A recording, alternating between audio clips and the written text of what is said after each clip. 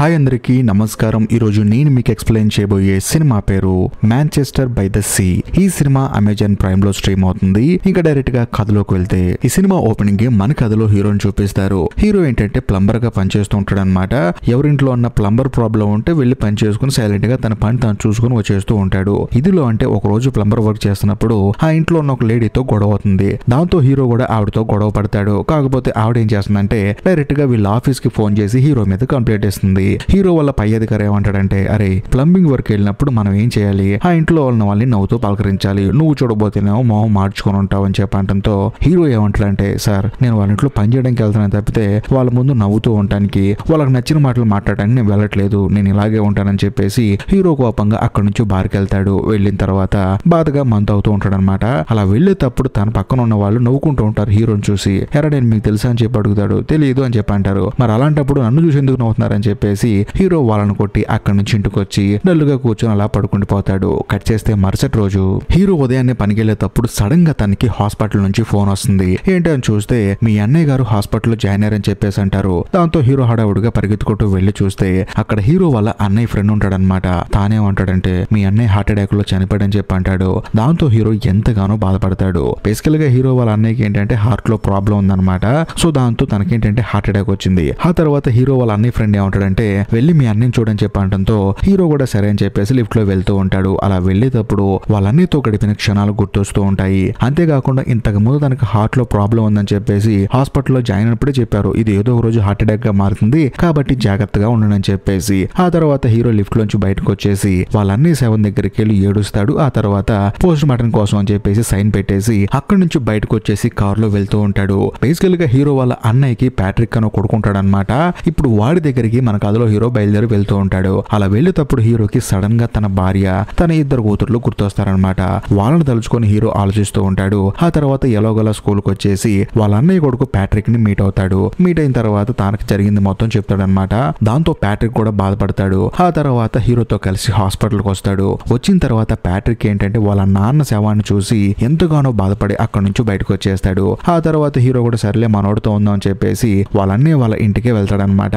వెళ్ళిన తర్వాత ప్యాట్రిక్ ని కలవడానికి చాలా మంది ఫ్రెండ్స్ వస్తారు. వచ్చిన తర్వాత మనోడికి ధైర్యం చెప్తారు. తర్వాత జోక్గా మాట్లాడుతూ ఉంటారనమాట. ఎందుకంటే అందులోంచి బయటికి రావాలని చెప్పేసి. మరోవైపు మన కథలో హీరో మాత్రం రూమ్ లో పడుకొని ఆలోచిస్తూ ఉంటాడు. బేసికల్ గా హీరో వాళ్ళ అన్నయ్య ఆ తర్వాత వాళ్ళ వదిన ఇద్దరు విడాకులు తీసుకున్నారనమాట. అసలు ఎందుకు తీసుకున్నారు ఇప్పుడు చూపిస్తారు. కట్ చేస్తే కథ ఇప్పుడు ఫ్లాష్ బ్యాక్ వెళ్తుంది. ఫ్లాష్ బ్యాక్ లో మన కథలో హీరో ఆ తర్వాత వాళ్ళ అన్నయ్య ఏంటంటే వీక్లీ ఒకసారి కలుసుకొని ఇద్దరు సరదాగా బోట్ లో బయటకు వెళ్లి బాగా చేపలు పట్టుకొని తిరిగి ఇంటికి వస్తారనమాట. అలాగా హీరో ఆ తర్వాత వాళ్ళ అన్నయ్య ఈ ప్యాట్రిక్ ముగ్గురు కలిసి సరదాగా బయటకు వెళ్తారు. వెళ్లి తిరిగి ఇంటికి వచ్చి చూస్తే హీరో వాళ్ళ అన్నయ్య భార్య ఏంటంటే బట్టలు లేకుండా అలాగే పడుకొని ఉంటుంది. అది కూడా భయంకరంగా మత్తు మందు తీసుకుని ఉంటుంది అనమాట. దాంతో హీరో వాళ్ళ అన్నయ్య కోపం వచ్చేసి ఇది గనక ఇలా జరిగితే నా కొడుకు కూడా పాడైపోతాడు, నా కొడుకు జీవితం నాశనం అయిపోతుందని చెప్పేసి ఆవిడికి వెంటనే విడాకులు ఇచ్చాడు. అది జరిగింది. అది తలుచుకొని హీరో బాధపడుతూ ఉంటాడు. ఎందుకంటే ఇప్పుడు వాళ్ళ అన్నయ్య చనిపోయాడు, ఈ ప్యాట్రిక్ ని ఎవరు చూసుకుంటారని చెప్పేసి హీరో బాధపడుతూ ఉంటాడు. కట్ చేస్తే మరుసటి రోజు హీరోకి ఒక లాయర్ కాల్ చేస్తాడనమాట. ఎందుకంటే హీరో వాళ్ళ అన్నయ్యకి చిన్న చిన్న ఆస్తులు ఉన్నాయన్నమాట. వాటి గురించి మాట్లాడడానికి ఆ లాయర్ పిలుస్తాడు. దాంతో హీరో కూడా సరే అని చెప్పేసి ఆ లాయర్ దగ్గరికి వెళ్తే అతను ఏంటంటే ప్రాపర్ గా మొత్తం చెప్తాడు. మీ అన్నయ్యకి ఒక ఇల్లు ఉంది, అంతేకాకుండా ఒక బోట్ ఉంది. కాకపోతే మీ అన్నయ్య చనిపోయేటప్పుడు ఏం చేశాడంటే నా కొడుకుని మా తమ్ముడు చూసుకుంటాడు, వాడే గార్డియనర్ గా ఉంటాడని చెప్పేసి రాశాడని చెప్పడంతో హీరో ఆశ్చర్యపోతాడు. నేను చూసుకోవడం ఏంటండి, నేనే ఎందుకు బతుకుతున్నాను రా బాబు అని చెప్పేసి జీవితాన్ని భారంగా గడుపుతున్నాను, ఇప్పుడు నేను మళ్ళీ వాడిని చూసుకోవాలని చెప్పడంతో ఆ లాయర్ ఏమంటాడంటే చూడు, మీ అన్నయ్య పేరు మీద ఉన్న ఆస్తులు మీ అన్నయ్య కొడుకు పేరు మీదకి రావాలంటే వాడు ఫస్ట్ పెద్దోడు అవ్వాలి. అంటే వాడికి 18 సంవత్సరాలు దాటాలి. వాడికేమో ఇప్పుడు 17 సంవత్సరాలు. ఇప్పుడు మీరు వాడిని తీసుకుని పెంచారనుకోండి, ఆ ఆస్తులు మొత్తం మీ చెప్పు చేతుల్లో ఉంటాయి. ఆ తర్వాత వాడు పెద్ద అయిన తర్వాత వాడికి షిఫ్ట్ అయిపోతాయి. అంతేకాకుండా మీ అన్నయ్య కొంత డబ్బులు కూడా దాచిపెట్టాడు, అవి మీ మెయింటెనెన్స్ కోసం అని చెప్పేసి నెలకు కొంత అమౌంట్ మీ అకౌంట్ లో పడుతుంది. కాబట్టి ఆ పిల్లాన్ని మీరు చూసుకోవడమే కరెక్ట్ అని చెప్పడంతో హీరో మాత్రం నేను చూసుకోవడం ఏంటని చెప్పేసి ఆశ్చర్యపోయి చూస్తూ ఉంటాడు. కట్ చేస్తే కథ ఇప్పుడు ఫ్లాష్ బ్యాక్ వెళ్తుంది. బేసికల్ గా మన కథలో హీరో ఎప్పుడు డిప్రెస్ గా ఎందుకు ఉంటాడో ఇప్పుడు తెలిసింది అనమాట. ఫ్లాష్ బ్యాక్ లో ఏంటంటే మన కథలో హీరో వాళ్ళ ఫ్రెండ్స్ తో సరదాగా ఇంట్లో పార్టీ చేసుకుంటూ ఉంటాడు. అది కూడా తెల్లారి గట్ల 2 గంటల దాకా అనమాట. ఇది చూసిన తర్వాత హీరో భార్య కోపం వచ్చేసి ఏమండి ఇంట్లో ఇద్దరు ఆడపిల్లలు ఉన్నారు, చిన్నపిల్లలు, వాళ్ళు నిద్రపోవద్దా, మీరు గోల చేసుకుంటూ ఉంటే అని చెప్పడంతో హీరో కూడా అర్థం చేసుకొని సరేరా మా అమ్మాయిలు నిద్రపోవట్లేదు అంటే పాపం గోలకి మనం ఇంకోసారి పార్టీ చేసుకుందాం చెప్పేసి అందరినీ పంపించేస్తాడు. కాకపోతే హీరోకి ఏంటంటే నిద్ర రాదనమాట. దాంతో సరే అని చెప్పేసి సరదాగా పక్కనే ఉన్న బార్కి వెళ్దాం అని చెప్పేసి నడుచుకుంటూ వెళ్తాడు. బేసికల్ గా మనోడి దగ్గర కారు ఉంది, సర్లే ఎందుకులే అని చెప్పేసి నడుచుకుంటూ వెళ్లి మందు కొనుక్కొని తిరిగి ఇంటికొచ్చి చూస్తే ఇల్లు మొత్తం భయంకరంగా తగలబడిపోతూ ఉంటుంది. అందులో తన ఇద్దరు కూతుర్లు చనిపోతారు. కాకపోతే తన భార్య మాత్రం ప్రాణాలతో బతికి బయటపడుతుంది. తనని హాస్పిటల్లో జాయిన్ చేస్తారు. ఇది చూసిన తర్వాత హీరోకి మైండ్ బ్లాక్ అయిపోతుంది. ఎందుకంటే తన ఇద్దరు కూతుర్ల చావుకి తానే కారణం అని చెప్పేసి బాధపడుతూ ఉంటాడు. అంతేకాకుండా ఆ ఇద్దరు కూతుర్లకి చావుకి కారణం నువ్వే అని చెప్పేసి హీరో భార్య కూడా తనతో విడాకులు తీసుకుని సపరేట్ అయిపోతుంది. ఆ తర్వాత హీరోని పోలీసులు ఇన్వెస్టిగేట్ చేస్తారనమాట. అసలు ఏం జరిగిందో చెప్పండి సార్ అని చెప్పడంతో హీరో కూడా జరిగింది మొత్తం చెప్తాడు. సరే ఇలా పార్టీ జరిగింది, ఫ్రెండ్స్ అందరూ వెళ్ళిపోయారు, నాకు నిద్ర పట్టలేదు, కాకపోతే బయట కొంచెం చలిగా ఉందని చెప్పేసి చలిమంట వేసుకున్నాను.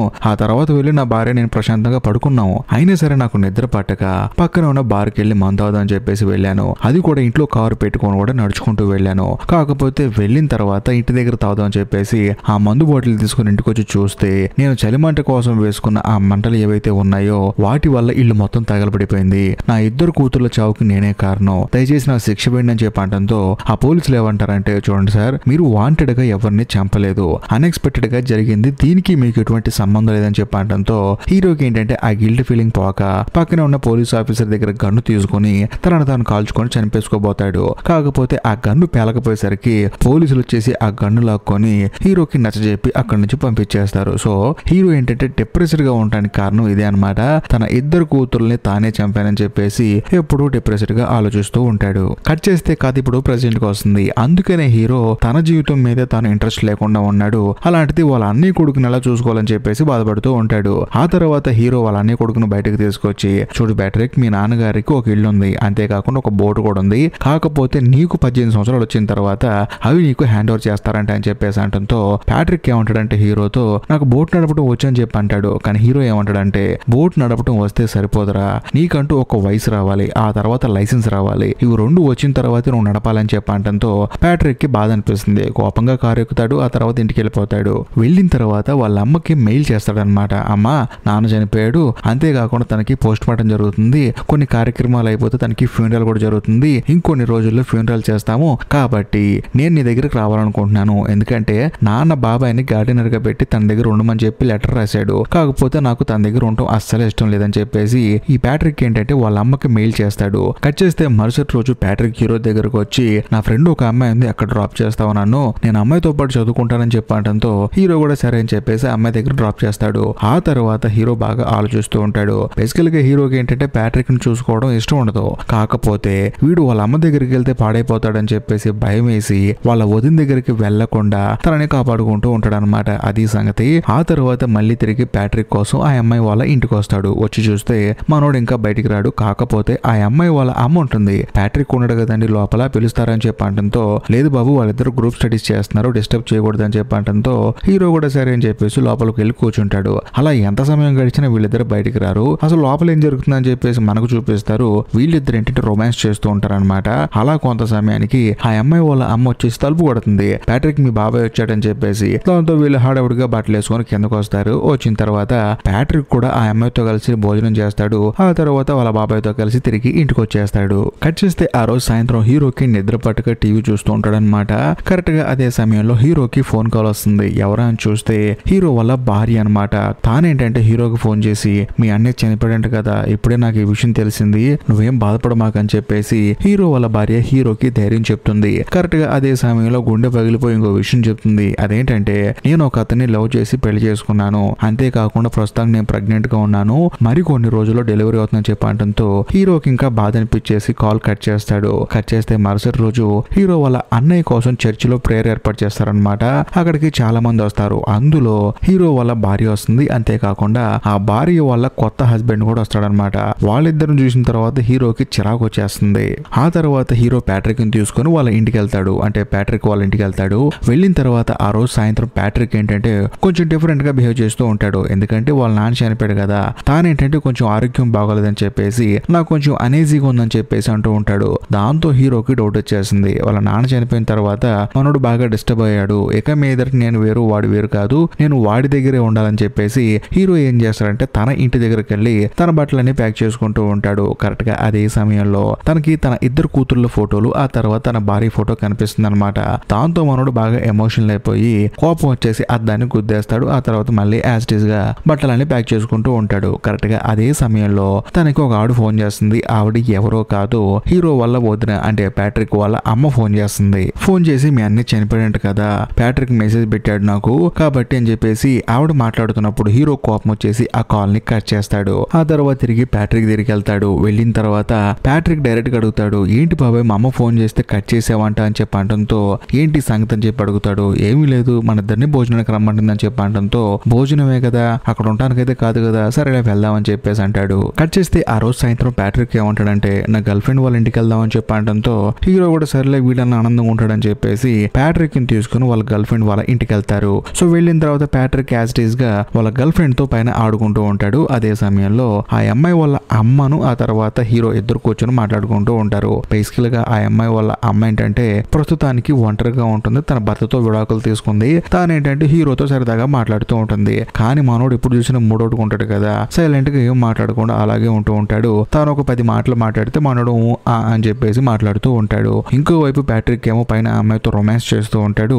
ఈ ప్రాసెస్ లో ఆ అమ్మాయి వాళ్ళ అమ్మ కోపం వచ్చేసి హడావుడిగా పైకి వచ్చి డోర్ కొడుతుంది. దాంతో వీళ్ళిద్దరు చిరాకు పడతారు. ఆ తర్వాత ఆ అమ్మాయి కూడా డోర్ తీస్తుంది. ఏమైందమ్మా అని చెప్పి అడిగితే ఏముంది కింద ప్యాట్రిక్ వాళ్ళ బాబాయ్ ఉన్నాడు కదా, వాడు అసలు నేనేం మాట్లాడలేదు, నాకు బోర్ కొడుతుంది కాబట్టి దయచేసి వాడిని ఇక్కడ నుంచి వెళ్ళిపోమ్మా అని చెప్పి అనడంతో ప్యాట్రిక్ కూడా ఏం చేయాలో తెలియక సర్లే అని చెప్పేసి వాళ్ళ బాబాయ్ని తీసుకుని అక్కడ నుంచి వెళ్ళిపోతాడు. కట్ చేస్తే మరుసటి రోజు హీరో ఆ తర్వాత ప్యాట్రిక్ ఇద్దరు కలిసి ప్యాట్రిక్ వాళ్ళ అమ్మ ఇంటికి వెళ్తారనమాట. ఎందుకంటే భోజనానికి రమ్మంది కదా, అందుకని వీరిద్దరు వెళ్ళిన తర్వాత లోపల రమ్మని చెప్పి ఇన్వైట్ చేస్తుంది. కాకపోతే హీరోకి ఏమో ఇష్టం లేదు, నేను బయటికి వెళ్ళి వస్తానని చెప్పేసి తను కొంచెం బయటికి వెళ్ళి వెయిట్ చేస్తూ ఉంటాడు. మరోవైపు ప్యాట్రిక్ లోపలికి వెళ్తాడు. వెళ్ళి చూస్తే ప్యాట్రిక్ వాళ్ళ అమ్మ పెళ్లి చేసుకోబోయే అతను లోపల ఉంటాడు అనమాట.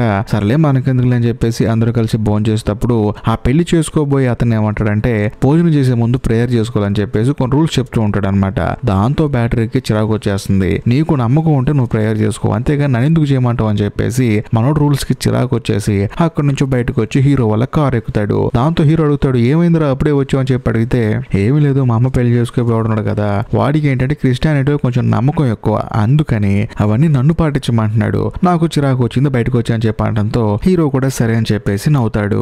కట్ చేస్తే మరుసటి రోజు హీరో రోడ్డు మీద వెళ్తున్నప్పుడు సడన్ గా తనకి తన భార్య ఎదురవుతుంది అనమాట. ఎదురైన తర్వాత ఒక నవ్వు నవ్వి అక్కడి నుంచి వెళ్ళిపోయేటప్పుడు నేను నీ కోసమే వస్తున్నానని చెప్పేసి హీరోతో కావాలని మాట్లాడుతుంది. అదే సమయంలో తనకి పాప పుట్టిందని చెప్పేసి అంటుంది. హీరో కూడా సరే అని చెప్పేసి చూసి వెళ్ళిపోతూ ఉంటాడు. కానీ హీరో భార్య ఏమంటుందంటే చూడు, ఆ రోజు మన పిల్లలు చనిపోయిన కోపంతో ఏదో నిన్ను భయంకరంగా తిట్టేశాను తప్ప నువ్వంటే నాకు ఇష్టం లేక కాదు, అంతేకాకుండా ఆ తప్పు జరగడానికి నేను కూడా కారణం కదా, ఇల్లు తగలబడిపోయేటప్పుడు పిల్లల్ని నేను కూడా కాపాడుండొచ్చు కదా, ఎందుకు అలా చేశాను నాకు కూడా అర్థం కావట్లేదని చెప్పేసి హీరో దగ్గరికి తన భార్య వచ్చి బాధపడుతూ ఉంటుంది. కానీ హీరో ఏమంటాడంటే ఆ తప్పు చేసింది నేనే, ఇదంతా జరిగింది నా వల్లే అని చెప్పేసి తాను బాధపడుతూ అక్కడి నుంచి వెళ్లి బార్లో భయంకరంగా మందు అవుతూ ఉంటాడు. ఇంకా హీరో మందు అయితే ఏం జరిగింది తెలిసింది కదా, బార్లో ఎవరో ఒకరితో గొడవ పడుతూ ఉంటాడు. అదే బారికి హీరో వాళ్ళ అన్నయ్య ఫ్రెండ్ ఒక అతను ఉంది కదా, ఈ సినిమా స్టార్టింగ్ లో హీరోకి ఫోన్ చేసి చెప్పాడు. అతను అక్కడికి వచ్చి హీరోని తన ఇంటికి తీసుకెళ్లి పడుకోబెడతాడు. అంతేకాకుండా తనకి గాయాలు అవుతాయి అనమాట, దానికి ట్రీట్మెంట్ ఇస్తాడు. ఆ తర్వాత హీరో ఇంటికి వెళ్తాడు. వెళ్ళిన తర్వాత బాగా ఆకలేస్తుందని చెప్పేసి ఫుడ్ వండుకుంటాడు. సర్లే కొంచెం ఫుడ్ రెడీ అవడానికి టైం పడుతుందని చెప్పేసి వెళ్లి సోఫాలో కూర్చొని అలాగే పడుకుంటాడు. సడన్ గా తన ఇద్దరు కూతుర్లు తన పక్కన కూర్చొని తనతో మాట్లాడుతున్నట్టు కలొస్తుంది. తను ఉలిక్కిపడి లేచి చూస్తే ఇంటి నిండా స్మోక్ ఉంటుంది అనమాట. అంటే ఫుడ్ బాగా మాడిపోయి మంటలు చేస్తూ ఉంటాయి అనమాట. పరిగెత్తుకుంటూ వెళ్లి వాటిని ఆపేస్తాడు. సో దాంతో హీరో ఒకటి రియలైజ్ అవుతాడు, తన ఇద్దరు పిల్లల్ని తాను ఎలాగో కాపాడుకోలేకపోయాడు, కనీసం తన అన్న కొడుకుని కాపాడాలని చెప్పేసి డైరెక్ట్ గా హీరో ఏం చేస్తాడంటే వాళ్ళ అన్నయ్య వాళ్ళ ఫ్రెండ్ ఉన్నాడు కదా, అదే రాత్రి మందు పోసాడు కదా, అతని దగ్గరికి వెళ్ళి తాను ఏదో మాట్లాడతాడు. ఆ తర్వాత ప్యాట్రిక్ దగ్గరికి వచ్చి జరిగింది మొత్తం చెప్తాడు. చూడు, నాకు బోస్టన్ లో జాబ్ వచ్చింది, నేను అక్కడికి వెళ్ళిపోతున్నాను, కాబట్టి మీ నాన్న వాళ్ళ ఫ్రెండ్ ఉన్నాడు కదా, తనకి ఏంటంటే పిల్లలు లేరు, నిన్ను వాళ్ళు దత్తత తీసుకుంటారు, అంతేకాకుండా నీ ఆస్తులు ఉన్నాయి కదా అవి నీతో పాటే ఉంటాయి, కాకపోతే నువ్వు పెరిగి పెద్ద అయిన తర్వాత నీ పేరు మీద మారతాయి. కానీ ఈ గ్యాప్ లో నువ్వు చేయాల్సిన పని ఏంటంటే బాగా చదువుకోవాలి, అంతేకాకుండా నిన్ను వాళ్ళు దత్తత తీసుకుంటున్నారు కదా అని చెప్పేసి నువ్వు వాళ్ళ సంపాదన మీద ఏం బతకట్లేదు, మీ నాన్నకున్న ఆస్తుల్లో ఒక ఇల్లు ఉంది, దాని మీద వచ్చే రెంట్ తో నువ్వు బతుకుతున్నావు, వాళ్ళు నిన్ను బాగా చూసుకుంటారు, నువ్వు వాళ్ళ దగ్గర హ్యాపీగా ఉండు, ఒక 25 సంవత్సరాలు వచ్చిన తర్వాత నీ ఆస్తులు నీ చేతిలోకి వచ్చేస్తాయి, హ్యాపీగా ఉండని చెప్పడంతో ప్యాట్రిక్ మాత్రం బాధపడతాడు. ఎందుకంటే హీరో తన జీవితంలోకి వచ్చిన తర్వాత తన జీవితంలోకి కొంచెం ఆనందం అనేది వచ్చిందనమాట. కాకపోతే ప్యాట్రిక్ తెలుసు తన ఇద్దరు కూతురు తన వల్ల చనిపోయారని చెప్పేసి మనోడు మెంటల్ గా బాధపడుతున్నాడని చెప్పేసి తనని ఎక్కువ ఇబ్బంది ఇబ్బంది పెట్టడు. ఆ తర్వాత హీరో కూడా వచ్చేసి ప్యాట్రిక్ ని హ్యాక్ చేసుకుంటాడు. అలా 2 రోజులు గడిచిన తర్వాత ప్యాట్రిక్ వాళ్ళ నాన్నకి ఫ్యూనరల్ జరుపుతారనమాట. అక్కడికి అందరూ అటెండ్ అవుతారు. హీరో వాళ్ళ భార్య కూడా అటెండ్ అవుతుంది. తన భర్త కూడా వస్తాడనమాట. అయినా సరే హీరో మాత్రం చూసి ఏమి పట్టించుకోడు. ఆ ఫ్యూనరల్ మొత్తం అయిపోయిన తర్వాత ప్యాట్రిక్ తో కలిసి సరదాగా రోడ్డు మీద నడుచుకుంటూ వెళ్తూ ఉంటాడు. ఇంతటితో సినిమా అయిపోతుంది. నిజం చెప్పాలంటే ఈ సినిమాలో హీరోకి ఆస్కార్ అవార్డు వచ్చింది. సినిమాకి ఈ సినిమా అంత బాగుంటుంది. కాకపోతే ఈ సినిమాని సినిమాగా చూసి నిజంగా ఆ క్యారెక్టర్ ని ఫీల్ అయ్యి అర్థం చేసుకుంటే మాత్రం ఈ సినిమా మీకు ఇంకో విధంగా అర్థం అవుతుంది. అంతే, అంతకు మించి ఏం లేదు. ఈ వీడియో మీకు నచ్చితే ఖచ్చితంగా లైక్ చేయండి, షేర్ చేయండి, కామెంట్ చేయండి. అంతేకాకుండా ఇప్పటికీ మీరు మన ఛానల్ సబ్స్క్రైబ్ చేసుకోకపోతే దయచేసి సబ్స్క్రైబ్ చేసి బెల్ ఐకాన్ ప్రెస్ చేయండి. బాయ్.